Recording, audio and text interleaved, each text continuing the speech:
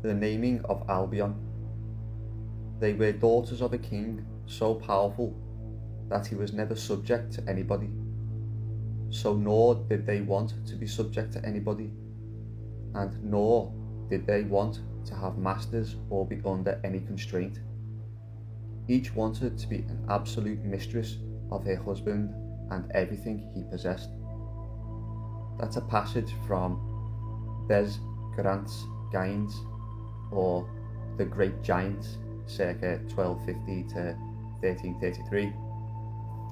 Now, we are going to be discussing the daughters of this great king, but we're going to go into the naming of Britain before it was Britain.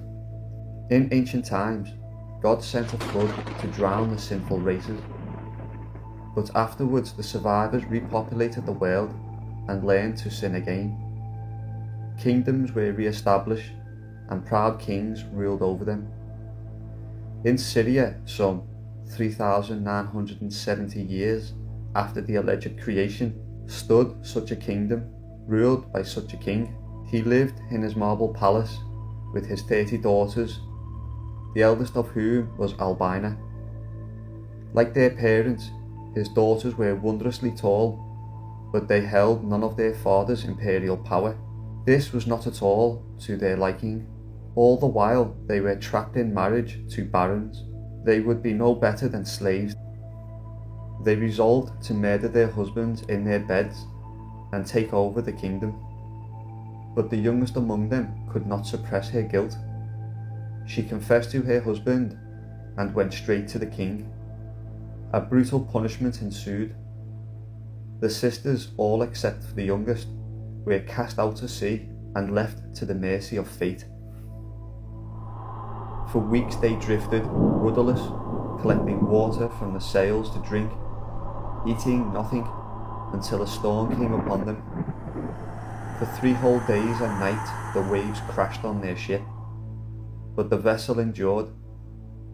When the first morning came after the passing of the storm, they awoke to the sound of birds and the slow crunch of waves on the sand.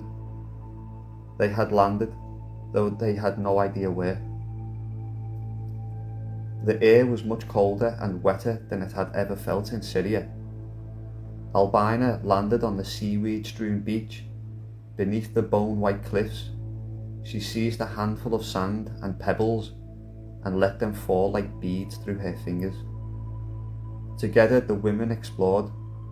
In their hunger they ate acorns and sour crab apples, medlars and chestnuts. They might have found more, but what did they know of foraging? The rivers were full of gleaming trout, but they had never fished. What was more, no matter how far they wandered in search of food and shelter, or a town in which they might find lodgings, the sisters encountered no one. They realised they were alone, washed up on a strange shore, with no one but themselves to rely on. "This land shall be called Albion," said Albine, and the sisters accepted her as their queen. So Albine and her sisters were forced to learn how to survive, until they were no longer pampered queens but mistresses of root, stone and antler. First they learned to gather berries and nuts, curbing their hunger with these. Soon wanting meat, they devised traps and spears, from wood and rope, from sinuous stems. Then they practiced with their tools, till they were cooking deer on open fires and falling asleep with stomachs full. It was not without hardship that they came to live off the land, but live they did, and they lived well. The sisters, already tall in stature, grew plump as penny-bun mushrooms and as strong as a wild boar. But there was still something missing. With their traps and snares, and their growing hunger, they caught more than meat.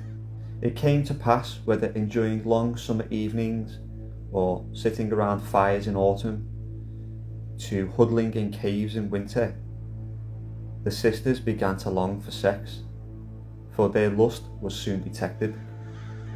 The devil and his legion ascended to the deepest part of the forests and caves, thickening the air and visiting the women after nightfall. When they saw the spirit's eyes in the darkness, they knew their own hunger was as nothing to the hunger suffered by these beings. Their eyes were red from an eternity in the darkness without touch. Their lips were pale from the chill of the ages of neglect.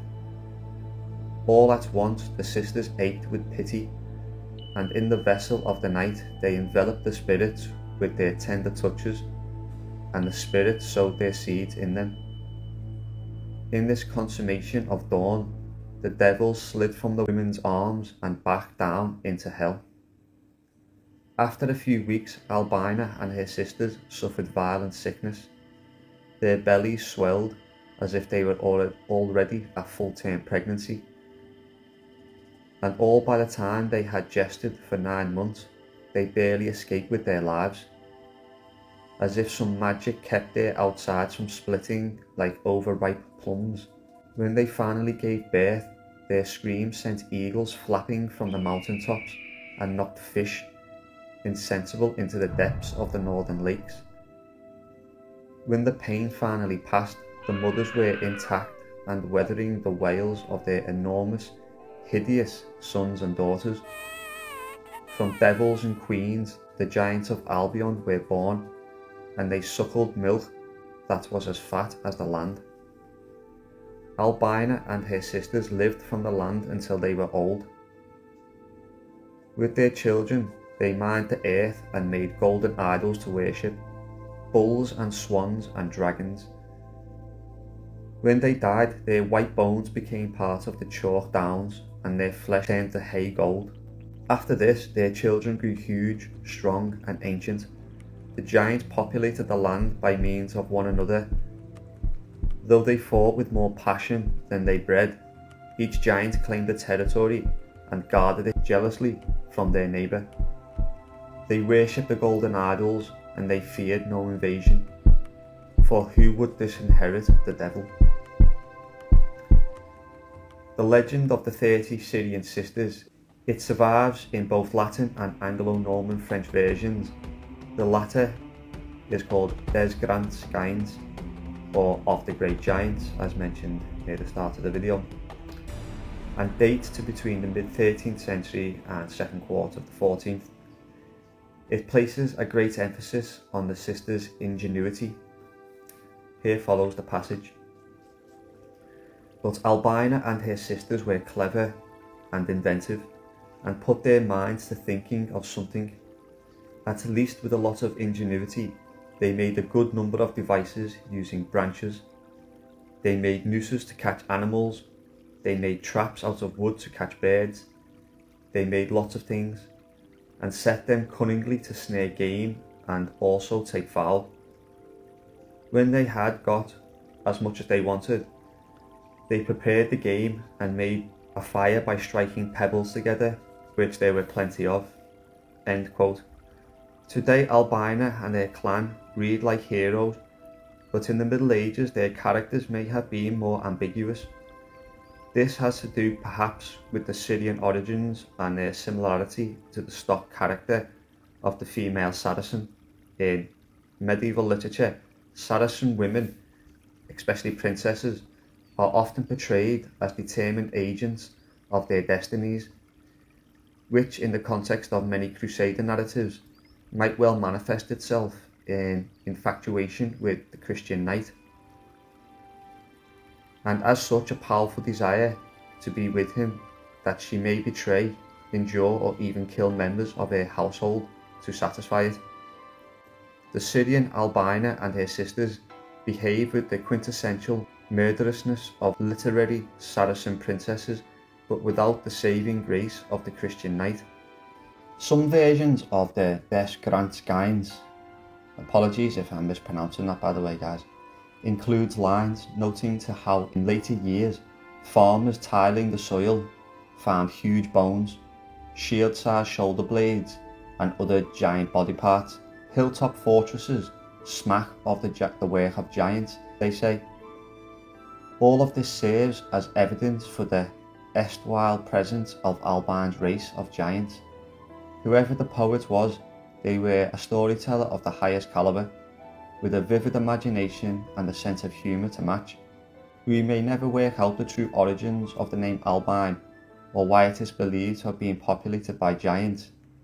In the absence of another explanation though, why not look to Albina, as there seems to be many credible indicators of this past. So there we have it, guys. There's the naming of Albion from Albine, one of the daughters of a great Syrian king. I hope you enjoyed that one, and I'll catch you in the next video.